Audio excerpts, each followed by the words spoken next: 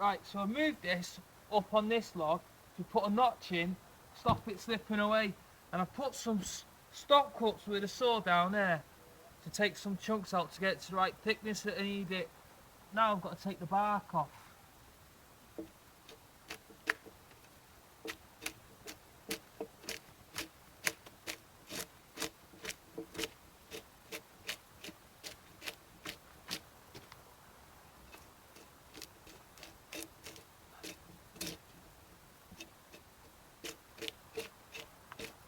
So I took the bark off, propped up against this tree. This is the side that's been split where all the splinters are, and there's a few bit of unevenness and a few lumps and channels, so I'm going to flatten all this out.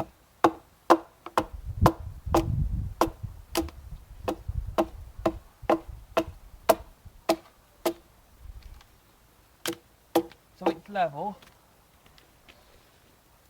And take some of the sides off, work out which bit's going to be the running side, which is going to be the side that sit on. I need to cut a bit off.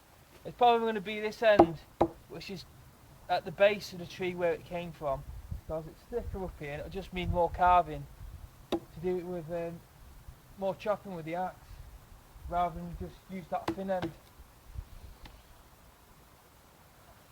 So I can take some of that off now.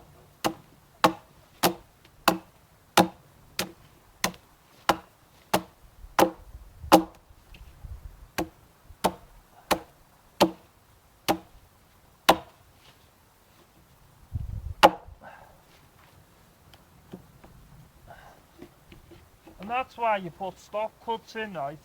Because even if you do put a stop cut in, it stops your axe. Because what happens is, the way the grain's running down that way, if I chop into there, right, like it's done here, the split keeps running past where the axe is. Now the axe is stopped there, but the split's another 2.5, 3 inches away from where the axe ends. And then to be able to get that in there, can't get it off. So if you do it with stop cuts, you can just pop sections out and it just makes your work quicker. You can just go and take it all off and just chop it out.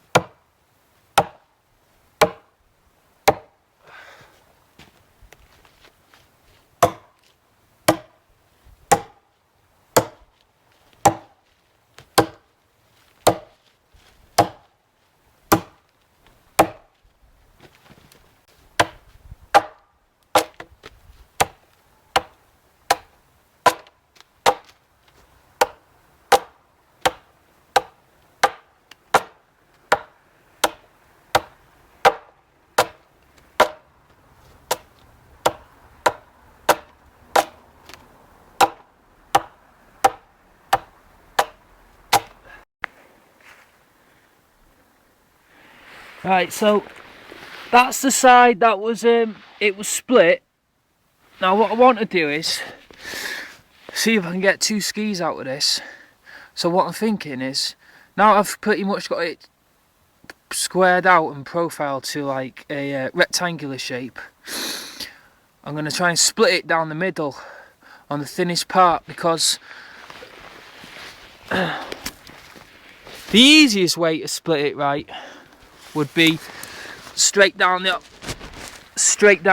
starting in the middle there. But that would then give me a very thin ski, I'm thinking, because I don't actually have any measurements or dimensions to work off. But if I put my foot on there,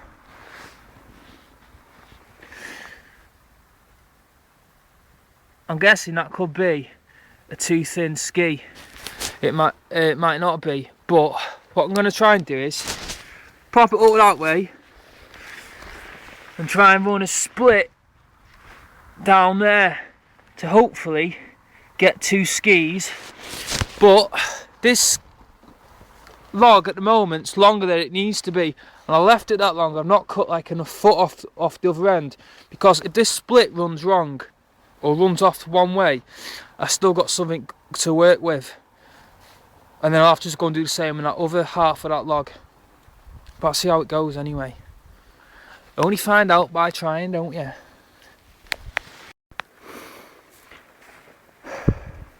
So I started that split off with the axe again. So using a stick, you don't even have to make them all sometimes, just use the thick end of a stick. That end's thicker than that end, right? Now that axe isn't enough, and I don't want to put it in any further, so I'm going to put some wedges in now. Now that's in there tight. I can use that axe to stop it tipping over as I hit it, but to get it out now, because if you tried pulling it out, or you're twisting it, yanking it, you're going to damage it, and it's going to be like pulling a sword out the stone. If you remember your silly cartoons that you watched as children. So my wedges. So these wedges are like, there's ones that I used before.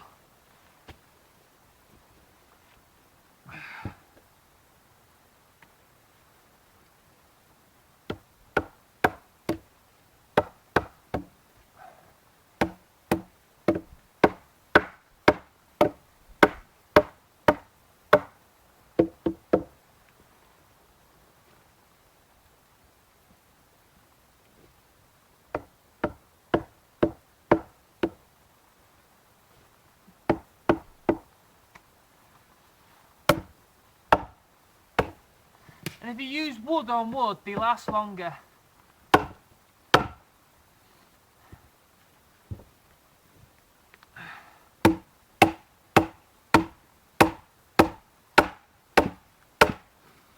That one that's been split with so it's been hit with an axe. See how it just breaks into smaller wedges. But you still use them on a smaller piece of wood.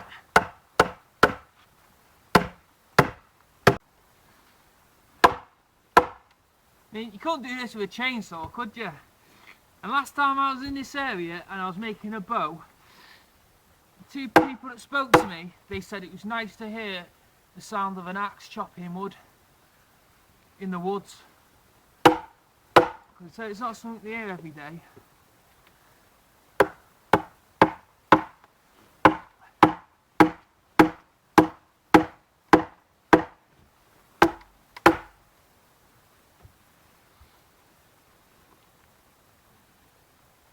Right, I'm going to switch it off now. Come, my battery's going.